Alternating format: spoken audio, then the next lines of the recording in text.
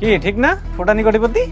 এই উঠেন আপনারা, সেদিন তো জুতা পেটা করিনি, আজকে কিন্তু জুতা পেটা করবো। এখনই আমার দোকান থেকে বের হয়ে যান।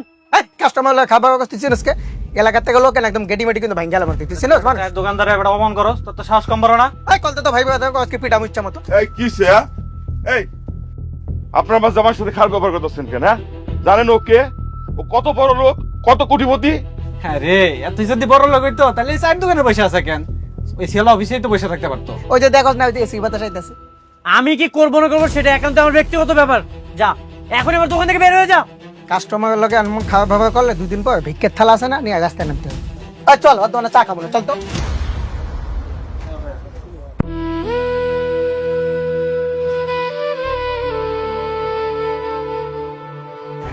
মাথাটা ঠান্ডা করো। তোমার কি দরকার ছিল হ্যাগুলোকে ঝগড়া করার? সরি, রাগটা কন্ট্রোল করতে পারিনি।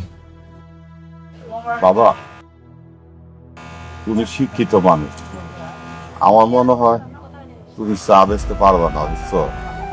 তুমি আজকে বাড়িতে চলে যাও, কালকে চাকরি দেওয়ার জন্য বুঝো। আব্বা তো ঠিকই কইছে, তোমার লগে এগুলা যায়। তুমি শিক্ষিত বলা, ভালো চাকরি করবা। চলো এখন ঘরে চলো। হ বাবা, তুমি আজকে বাসায় যাও, তোমার আসলে একটা চাকরি যেভাবে খুঁজে বাইর করতে হবে। যাও। মাথাটা ঠান্ডা করো, পাগলামি করবো। আব্বা আমরা গেলাম, তুমি দেখো।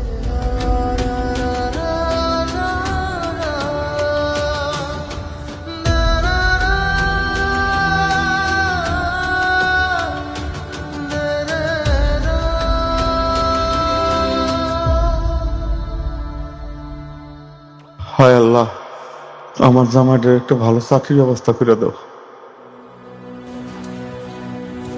কই যাবেন? অফিসে যাব, একটা চাকরির বিজ্ঞাপন দেখেছিলাম। আর কোনো চাকরি হবে না, লোক নেওয়া হয়ে গেছে। লোক নেওয়া হয়ে গেছে? আচ্ছা আমি ভিতরে যে স্যারের সাথে একটু কথা বলি।